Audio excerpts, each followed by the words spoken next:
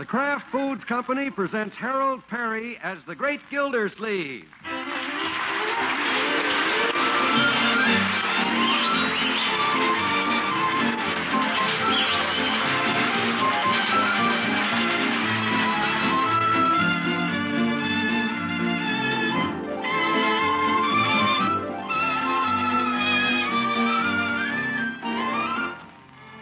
The Great Gildersleeve is brought to you by the Kraft Foods Company, makers of Parquet margarine. Millions of women all over America serve Parquet because it tastes so good. Why, Parquet tastes like it should cost twice as much. To market, to get some Parquet. Home again, try it today. You'll like it, you'll love it, like millions who say their favorite margarine is Parkay, Parquet margarine, made by Kraft.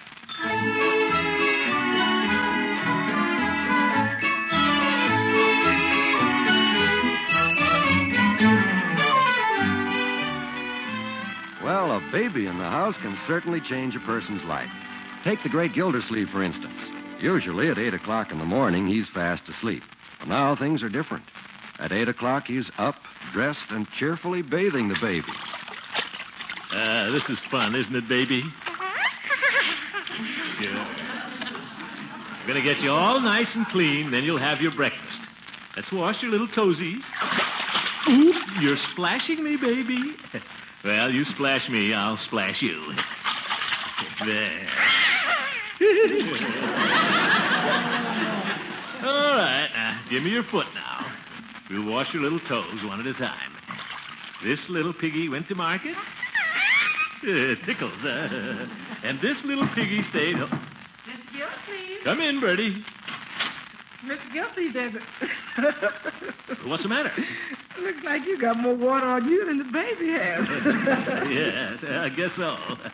This letter just came for you. The letter? I'll read it later, Bertie. Might be something important that came special delivery. Oh, did? Let me see the envelope. County Welfare Department. Here, hold the soap, Bertie. Yes, sir. Wonder what they want. Dear Mr. Gildersleeve. Concerning the baby that you found in your car several weeks ago. Since the parents have not been located, we feel it's time to discuss the future plans for this child. Our welfare investigator, Miss Phoebe Crabtree, will call on you at your home Saturday evening. Please be there. Yours truly, Mr. Somebody, County Welfare Department. Investigator, what's she coming around here for? I don't know, Miss Gildersleeve. Maybe they want to take the baby away. What? That's it, Bertie. I suppose I'm not raising her right. Mr. Gildersleeve, you're doing a fine job with the baby. That doesn't make any difference. This investigator will come spying around and find something wrong. Well, they can't do this to me, Bertie. No, sir, don't you let them. I'm going to fight this thing. I'm right with you. They can't shove me around. No, sir, you too big. I'll never give up. That's right, Mr. Gildersleeve. Don't give up your ship. Don't worry, Bertie. I've just begun to fight.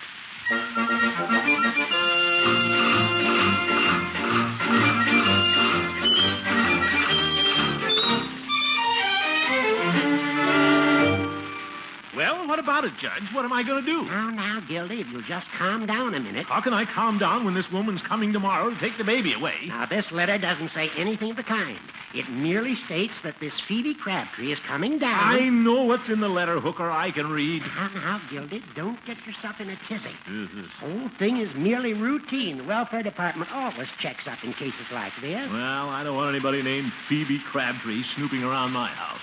Gildy, they have no reason to take the baby away. After all, you're not a bank robber. Well... You're not a second-story man. No. And there's no law against being a fathead.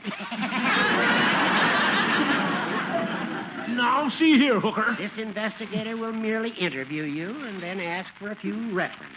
Oh. I'd suggest that you ask a few of our leading citizens to vouch for you. How about the mayor? The mayor? Well, I don't know. What's the matter? In trouble with him again? Well, he was sort of unreasonable about my last water report. Just because it was a little late. 3 months. Uh-huh. Well, let's see. It ought to be someone who is a prominent member of the community. I know. Mrs. Pettibone. Oh, that old busybody? Well, I know you two don't get along very well, but she has a lot of influence in this town. But she's so stuck up, Judge. I can just hear her. Ooh, how do you do, Mr. Gildersleeve? Well, it's up to you, Gildy. You said you were worried about keeping the baby. Yeah, guess you're right, Horace.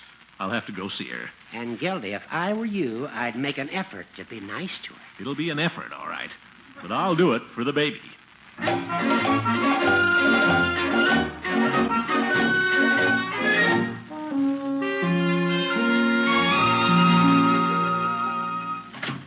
Oh, good morning, Mrs. Pettibone. Oh, how do you do, Mr. Gildersleeve? Just happened to be going by. Thought I'd drop in and say hello. Oh, hello. Hello. Is there something you wanted, Mr. Gildersleeve? Wanted? Oh, no. Just happened to be going by. Thought I'd say hello. Yes. Well, if you'll excuse me, I'm very busy this morning. Of course. Suppose you are pretty busy with all your activities. I was just saying to Judge Hooker, I don't know what Summerfield would do without Mrs. Pettibone. Oh, you were? Yeah. Why, you're one of the town's leading lights. Well, nice of you to say so. Well, you are. You're president of the Women's Club, the Book Lovers, the Summerfield Shakespeare Society. Why, you've got your nose... you're in everything. I don't see how you do so many things and stay so attractive, too. Well, thank you. Won't you come in, Mr. Gildersleeve? Hooray, I made it. Please sit down. Oh, thank you. Mr. Gildersleeve, I was a little surprised when you mentioned our Summerfield Shakespeare Society.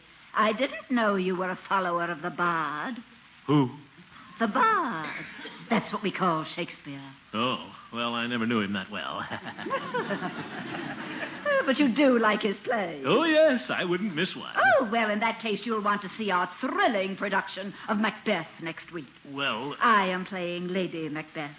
Is this a dagger that I see before me? Huh? Where? That's a line from the play, Mr. Gildersleeve. Oh, of course. Here are 4 tickets for you and your family. You can send me a check for $12. $12. Well, thank you. Mrs. Pettibone. Yes? I wonder if I could ask you a teeny-weeny little favor. Why, of course. You see, an investigator from the welfare department is coming to see me tomorrow about my keeping the baby. Oh, yes? Now, if you could just put in a good word for me, it would mean a lot. Well, I don't know, Mr. Gildersleeve. What? I would have 1 or 2 little reservations about recommending you. Oh, you would? Yes. There are a few of your habits I do not approve of. Smoking cigars, carousing with those jolly boys, not to mention your little peccadillos with the fair sex. Oh. Those are all little black marks, Mr. Gildersleeve. Well, I'd be glad to give up cigars. And the jolly boys. Not to mention the little peccadillos. Oh,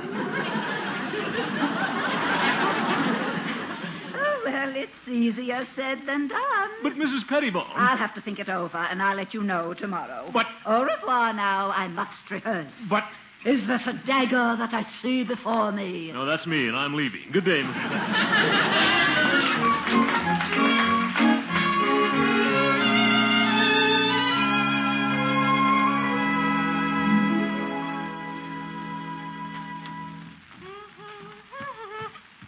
Uncle Mort. Huh? Well, you're reading a book. Well, I don't see anything so strange about that, Marjorie. Perfectly natural for a man to sit in his own living room after dinner and read. Oh, sure. Yeah, there's nothing so funny about it. I don't have to be out carousing with the jolly boys every night, singing, having a good time. Of course not, Hunky. You just go right ahead and read if you want to. Want me to get you a cigar? Cigar? No, thank you, my dear. I've given up cigars. Uncle Mort, don't you think you're overdoing this being respectable? Well, just because Mrs. Pettibone... Marjorie, I know what I'm doing. Well, all right, Unky. But I think all this pretending is silly. You're a pretty nice old uncle just the way you are. Well, thank you, my dear. But we mustn't give him any reason to take the baby away. So let's all be on our good behavior. Leroy, do you always...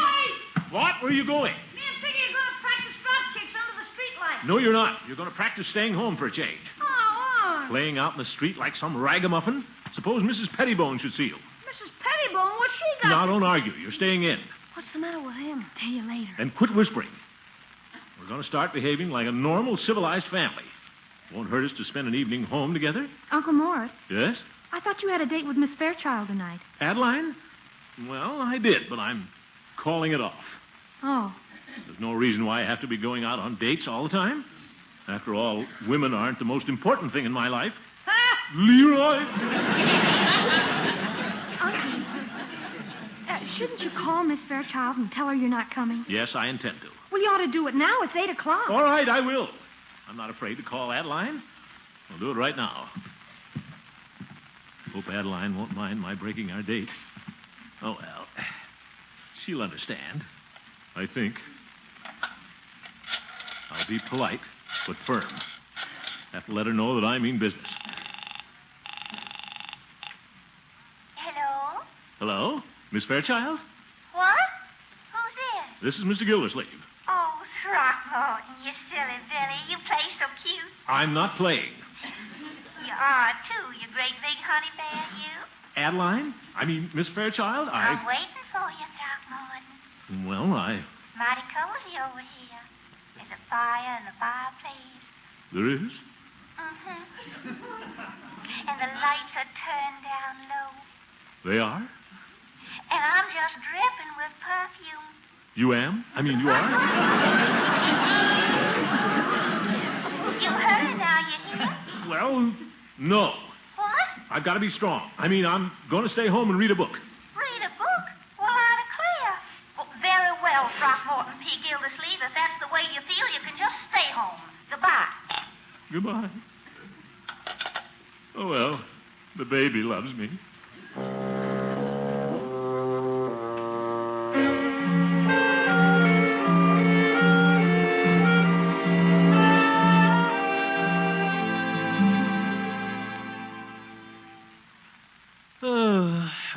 What a morning. Look at this desk, piled high with work. Guess I could answer a couple of letters. Bessie! Bessie! Oh, that girl. I suppose she's down getting another soda. Guess Adeline will never speak to me again after last night. I hope Mrs. Pettibone is satisfied. I've given up everything. That old cigar in the ashtray sure looks tempting. Maybe if I just... No. Be strong, Gildersleeve. The cigar sure is. Come in. Hello, Throckmorton. Oh, Adeline. Hello. How do you feel? All right. I'm sorry I was so mean to you last night. What? You poor misunderstood man, you. But, Adeline, aren't you... Angry at my itsy-bitsy boy? Why, no, Throckmorton. Marjorie told me all about your noble sacrifice. Well, she did? And I think you're just wonderful doing all this for that little baby. It's the finest thing I ever heard of. Well, I'm just doing my duty, that's all. Well, I think it's mighty honorable. And I want you to know, Throckmorton, that little Adeline is right with you. If you can make a sacrifice, so can I. What do you mean? Throckmorton, this is goodbye. Goodbye? Huh? I mustn't stand between you and that little baby. I don't think I should ever see you again. No, Adeline, we don't have to overdo this. Farewell, Throckmorton. Adeline! Now, don't take it too hard. Let's have no tears, no regrets. When I leave, just imagine I'm going into the next room there. But that's the broom closet. We're just two little bees that met in the magnolia blossom. We sipped our honey and then flew away. Buzz, buzz, buzz. Throckmorton, Yes? before I fly away, would you do me a teeny-weeny favor? Why, of course. Would you kiss your little honeybee goodbye? But there's no harm in one little kiss, since we're saying goodbye. I'm puckered. Mr. Gildersleeve. Hello, Mrs. Pettibone. Hello. This is Miss Honeybee. I mean, Miss Fairchild. How do you do? How's Lady Macbeth today? Mr. Gildersleeve, I came here to tell you that you could count on an excellent character reference from me. Oh, thank you. But after what I just witnessed, I find I must reverse my decision. But Mrs. Pettibone... Throckmorton and I were just saying goodbye forever. A likely story. And what's that in the ashtray? A cigar! That's from yesterday. I'll have a few things to say to that welfare investigator. Good day. I'm sorry, Throckmorton. That's all right.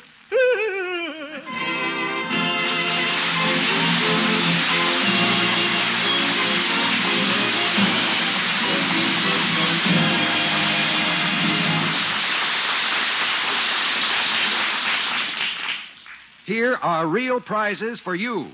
20 brand new 1949 Ford sedans will be won in Parquet's series of baby naming contests.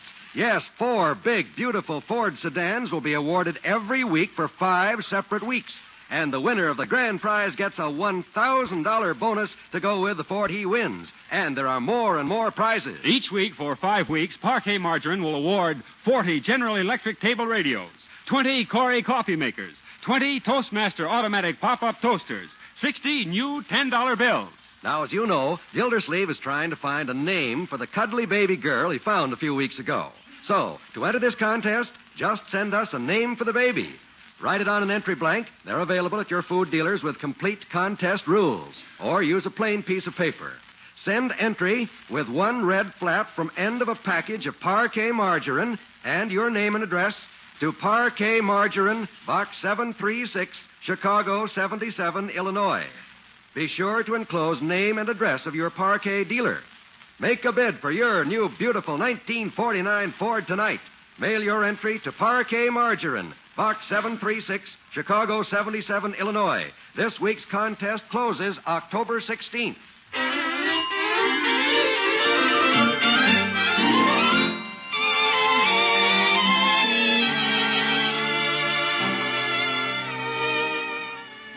Well, the great Gildersleeve is a very worried man. With the influential Mrs. Pettibone against him, he feels his chances of keeping the baby are very slim. It's afternoon now, and we find our water commissioner, crushed in spirit, plodding homeward from the office. He's just passing Floyd's barber shop. Hey, come in. Floyd, I don't feel like talking to him. Don't run away. Want to ask you something. Well, what is it, Floyd? What's this I hear about you and Miss Fairchild schmoozing around in your office? What? That's nice work if you can get it, Commish. Now, Floyd, that was all perfectly innocent. I suppose you was just collecting her water bill. Who told you about this? Well, it ain't exactly a secret, Commish. Mrs. Pettibone's spreading it all over town. Oh? This isn't funny, Floyd. It may interest you to know that I might lose the baby on account of this. No kidding? I was counting on Mrs. Pettibone for a character reference when that investigator comes tonight. What a reference I'm going to get. Gee, I'm sorry. If there's anything I can do, Commish. Well... If you need a reference or anything, you can always count on little Floydie Munson. Well, thanks, Floyd, but I'm afraid a recommendation from Munson's barbershop wouldn't be much help. Why not? Mrs. Pettibone is an important civic leader, and, well... Oh, I'm not good enough for you, huh? No, Floyd, I didn't For mean your that. information, Commissioner, barbering is an honorable profession. Of course it is. I don't know why you should talk. They had barbers before they had water commissioners. Now, Floyd... Started way back with the Romans. Why, them Roman togas is nothing but barber sheets. Floyd, if you'll just listen a minute. I'm proud to be a barber. It's honest toil. And at least I don't spend my time chasing dames around a desk. Oh! Now, look here. Good day, Casanova. Floyd! Oh, what's the use?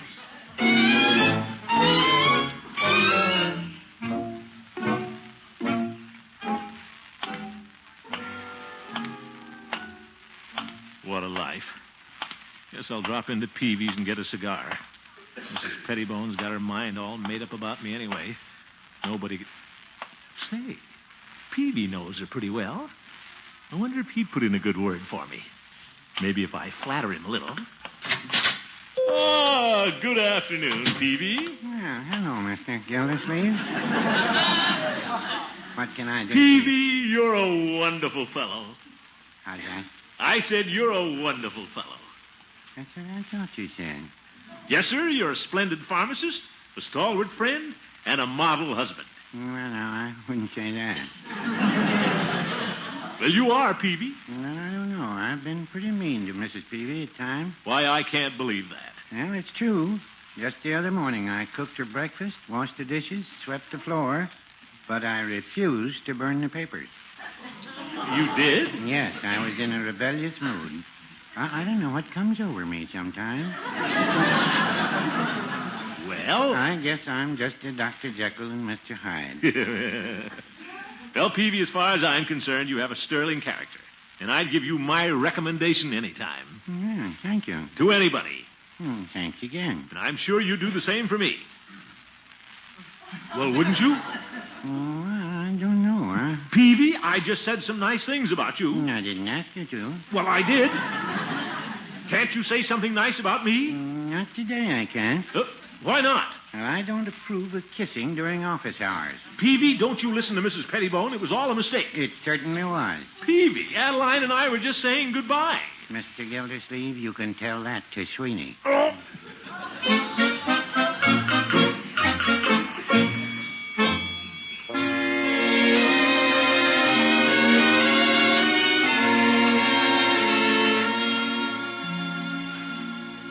Uncle Mort, I think it's a shame. And you were trying so hard, too. Well, there's nothing we can do about it now, my dear.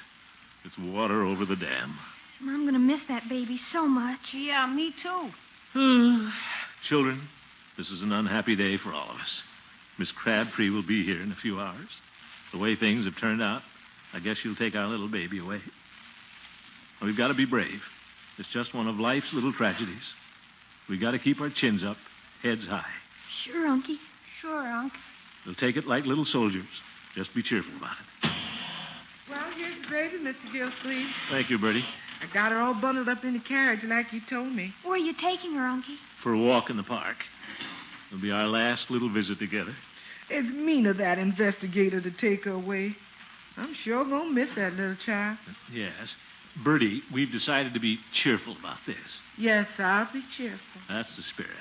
It's gonna be mighty lonesome not seeing that little face in the morning. Now, Bertie? But I'll be cheerful. Good. I'm gonna feel awful when I look in her crib and there's nobody there. Empty. Bertie, please. But I'll be cheerful. Fine. The house is sure gonna be quiet and gloomy without that little baby's laughter. Bertie. But don't you worry about me. I'll be cheerful. Come on, baby.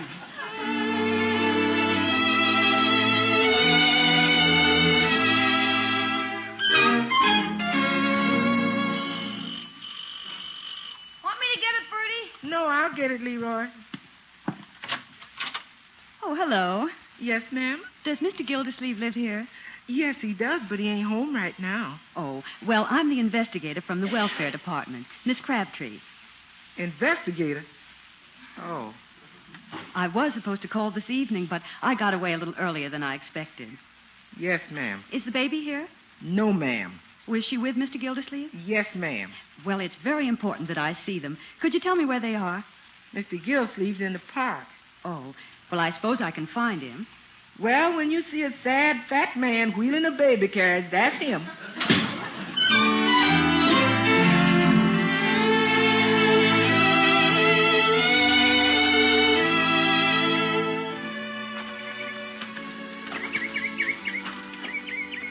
You like it here in the park, baby? Yeah. Well, that's good. It is beautiful. Leaves all turning red and gold. Hey, hear those birds? They'll be flying south pretty soon. Well, I've been walking quite a while now. I think I'll sit down on this bench for a minute.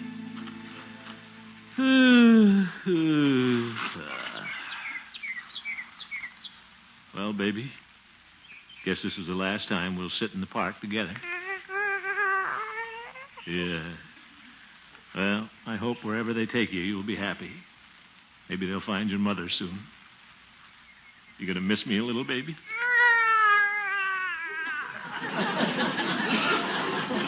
Well, I'm certainly gonna miss you.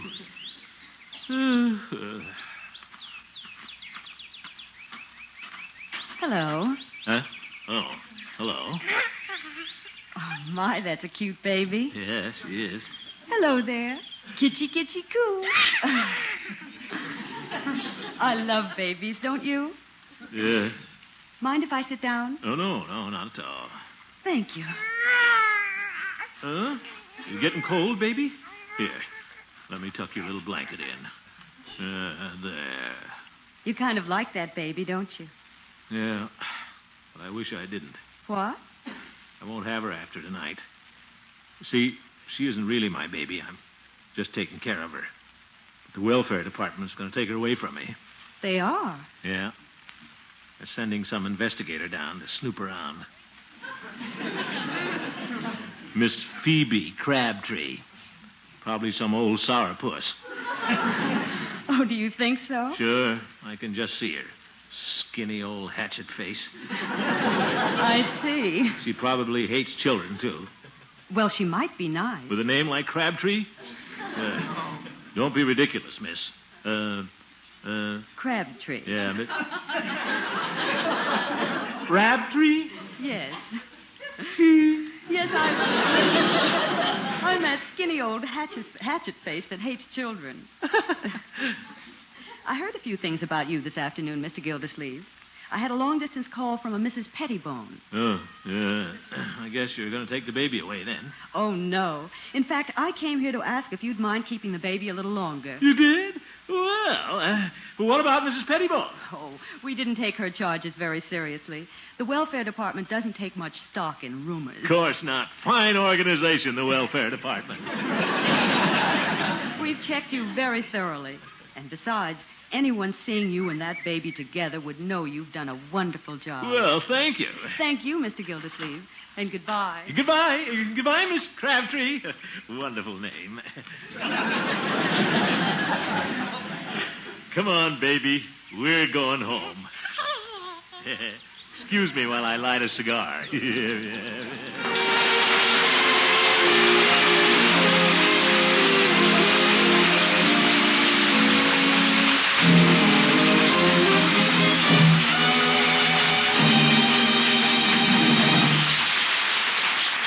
The Great Gildersleeve will be back in just a minute.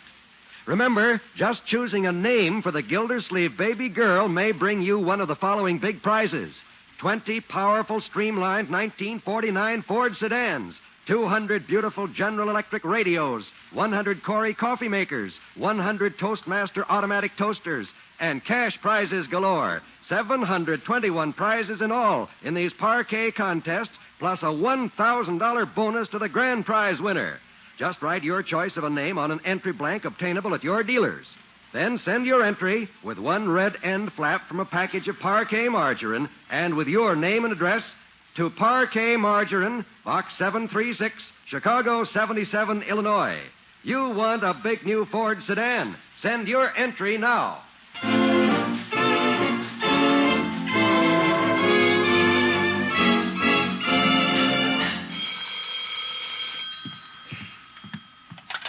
Hello? Hello, Throckmorton. Adeline. Throckmorton, I'm awfully glad everything worked out so nice about the baby. Well, thank you. And Throckmorton, it's mighty cozy over here. Huh? There's a fire in the fireplace. The lights are turned down low. They are. Mm-hmm. And your little honeybee is waiting. Well, I'll buzz right over. Good night, folks. The Great Gildersleeve is played by Harold Terry, Adeline Fairchild by Miss Una Merkel. The show was written by Gene Stone and Jack Robinson with music by Jack Meakin. Included in the cast are Walter Tetley, Mary Lee Robb, Lillian Randolph, Earl Ross, and Richard LeGrand. This is John Wall saying goodnight for the Kraft Foods Company, makers of the famous line of Kraft quality food products.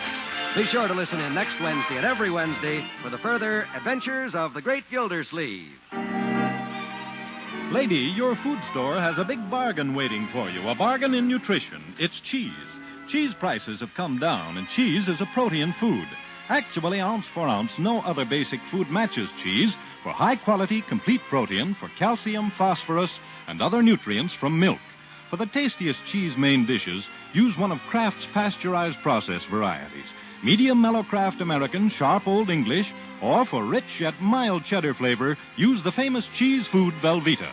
Be a wise homemaker. Cook with cheese often. It's a bargain in nutrition. This is NBC, the National Broadcasting Company.